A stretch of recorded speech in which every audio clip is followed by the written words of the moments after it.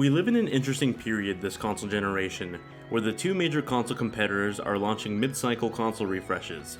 Microsoft is launching their new console called Project Scorpio in 2017, and later on this year Sony will officially reveal their new console, codenamed the PlayStation Neo. Now both of these new consoles aren't next generation consoles, but rather more powerful versions of the PlayStation 4 and the Xbox One that can run games at 4K resolution. Now although we don't have all the official information just yet for both of the consoles, we have some information about Project Scorpio and some rumored information about PlayStation Neo. So let's start off by detailing the rumored tech specs of the PlayStation Neo. According to reports, the PlayStation Neo will run an 8-core Jaguar CPU clocked at 2.1 GHz, a 1.3 times increase from the original PS4.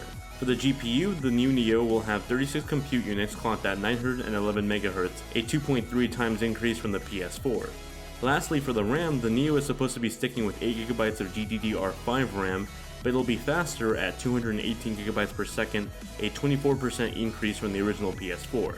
So now let's compare the official information from the Scorpio and the rumored information of the Neo. First off, the GPU. Microsoft has confirmed that Project Scorpio will be capable of 6 teraflops at 320GB per second in terms of the GPU memory bandwidth. The exact amount of RAM specifications have yet to be confirmed though. On the PlayStation Neo side, the rumored bandwidth is 4.14 teraflops at 218GB per second, with 8GB of GDDR5 RAM. In terms of the memory bandwidth and the GPU loads, it seems like Project Scorpio will have the upper hand if these PlayStation Neo tech specs end up being correct.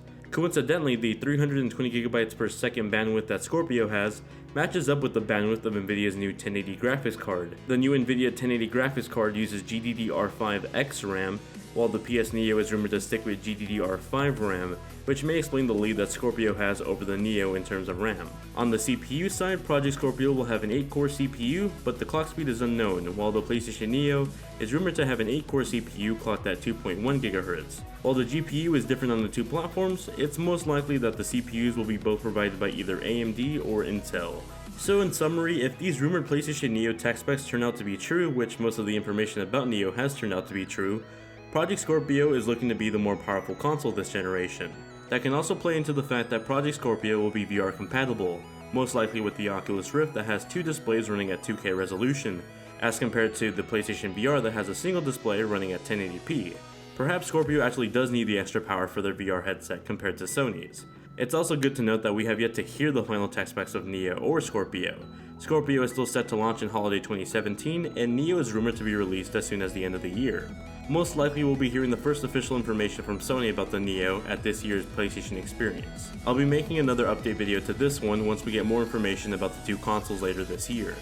But for the time being, it looks like Microsoft is getting their shit together this generation, and it may take the lead in terms of power with the new console refresh. Thank you all very much for watching. Let me know what you guys think about Project Scorpio and the PlayStation Neo in the description below. Are you excited for them? Do you even plan on picking one up? I'm really interested to find out. As always, if you want to keep up to date with me off of YouTube, you can check out behind the scenes stuff about my channel on Instagram, Twitter, and Snapchat.